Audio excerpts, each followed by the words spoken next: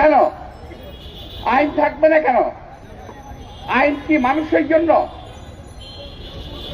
নাকি মানুষের আইনের জন্য? মানুষ রাশেদ খান মেননকে বিদেশে পাঠানো হয় নাই? আসম আব্দুর রহমানকে বিদেশে পাঠানো হয় নাই? শহীদ রাষ্ট্রপতি জিয়া রহমান, দেশনেত্রী বেগম খালেদা জিয়া ওদেরকে বিদেশে পাঠিয়েছিলেন। আসম আব্দুর রহমানকে বন্দী অবস্থায় বিদেশে পাঠিয়েছিলেন, আর রাশেদ খান মেননকে পাঠিয়েছিলেন আজকে দেশনেত্রী বেগম খালেদা জিয়া। প্রিয় ভাইরা, আজকে তারা বলছে দেশনেত্রী বেগম খালেদা জিয়াকে বাইরে পাঠানো যাবে না, অর্থাৎ তাকে হত্যা করতে হবে এবং এমনভাবেই করতে হবে যাতে কেউ কিছু বলতে না পারে। আর আজকে বিএনপি নেতা কর্মীদের সম্পর্কে কি বলা হচ্ছে?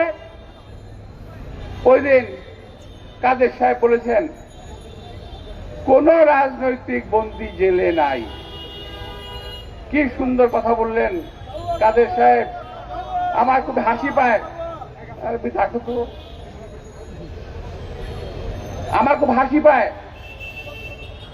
কাদের সাহেব, আপনি যখন 1-11 জেলে ছিলেন, আপনি কি চোর হয়ে মিশে গেছিলেন না রাজনৈতিক বন্দী হিসেবে গেছিলেন? আমি জানতে চাই।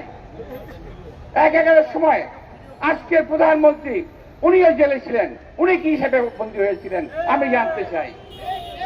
কথা বলার সময় খেয়াল থাকে না, কথা বলেন রাজনৈতিক বন্দী জেলে নাই। আপনারা একটা করে মামলা দেবেন, গ্রেপ্তার করবেন, জেলে পাঠাবেন, আর বলবেন যে এটা হলো মামলার আসামি। আর কোন মামলার আসামি? রাজনৈতিক মামলার আসামি।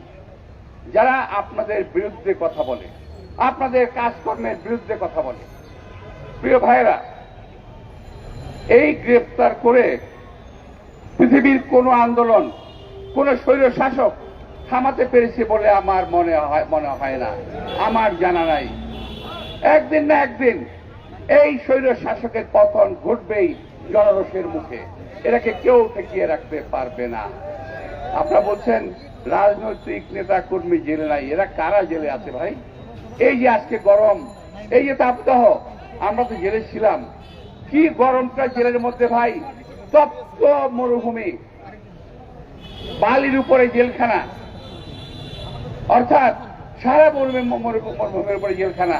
এখানে আজকে আমার নেতা কর্মীরা কি কষ্টটাই না করছে, তাদেরকে আমার এখন আর সহানুভূতি জানানো ছাড়া কিছুই করার নাই। এই মুহূর্তে আমরা আন্দোলন গড়ে তুলছি, আন্দোলন হবে, মুক্ত হবে দেশ।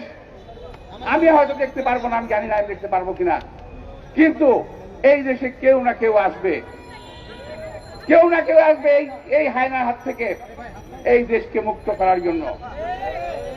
ইনশাআল্লাহ বিএনপি ঠিকই আসবে। আমাদের নেতা তারেক রহমান রয়ে গেছেন, তিনি একদিন এই দেশে ফেরত আসবেন। জনরোষের মুখে এই সরকার যখন পতন হবে, তিনি এই দেশে একদিন ফেরত আসবেন, নেতৃত্ব দেবেন এই দেশকে ভালো করার জন্য, এদেশের উন্নয়ন ত্বরান্বিত করার জন্য নেতৃত্ব দেবেন। প্রিয় ভাইরা,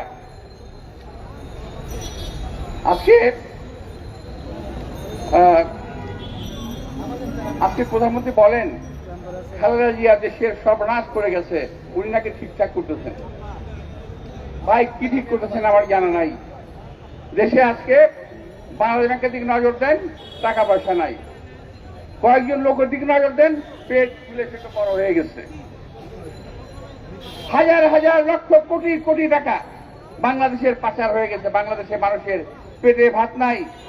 যারা 3 বেলা খেতেন তারা 2 বেলা খায়, আর যারা 2 বেলা খেতেন তারা 1 বেলা খায়, আর যারা 1 বেলা খেতেন তারা আধা পেটা খায়। এই আজকে দেশের অবস্থা। উনি দেশের উন্নয়ন করেছেন, এই উন্নয়ন চুরির উন্নয়ন দেশের মানুষ কখনো মেনে নেবে না।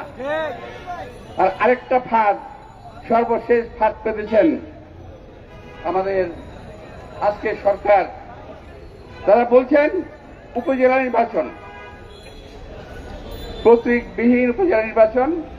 ফাঁদ ফেলেছিলেন বিএনপিকে নির্বাচনে নেবেন, কিন্তু বিএনপি নির্বাচন প্রত্যাখ্যান করেছে।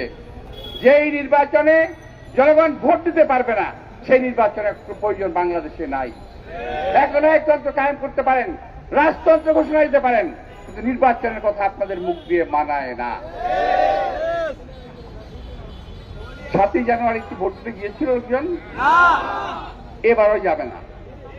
আমার ছোট ভাই রিজভী কয়েকটি উদাহরণ দিলেন, সরিষাবাড়ি, কক্সবাজার, আজকে জানি কোন জায়গায়, বরিশাল, ওরা নাকি বলছে যে কেউ নির্বাচনে দাঁড়াতে পারবে না, আমার প্রার্থী দাঁড়াবে। আর আমি আমার ছোট ভাইয়ের বিরুদ্ধে বলতে চাই, ভাই এগুলো শুধু দেখার জন্য আনন্দের বিষয়। কুকুরে কুকুরে কামড়া কামড়ে করতেছে, আমরা তো দেখি না। আমাদের দেখার বিষয়, কামড়া কামড়ে কুকুরে কুকুরে হচ্ছে, আমার কি করুক গে, আমি তো নির্বাচনে নাই। ওরা ওদের প্রার্থীকে নির্বাচন দাঁড়াতে দেবে না, বিএনপির প্রার্থী দাঁড়ালে কি দাঁড়ায় অবস্থাটা। তো আমাদের সিদ্ধান্ত সঠিক আছে, সঠিক থাকবে ইনশাল্লাহ। পরিশেষে এই স্বৈরশাহীর আবার কি জানি একটা উৎখাত, সরকার উৎখাত করবে। আর ভাই আমরা তো সরকারই দেখি না, এটা তো নির্বাচিত সরকার নয়। সুতরাং এই সরকারকে উৎখাত করা কিংবা রাখার দায় দায়িত্ব বিএনপি বহন করে না। জনগণ যদি মনে করে, যখন মনে করবে তখন লাঠি দিয়ে এই সরকারকে ফেলে দেবে, এই সরকার ক্ষমতায় থাকতে পারবে না।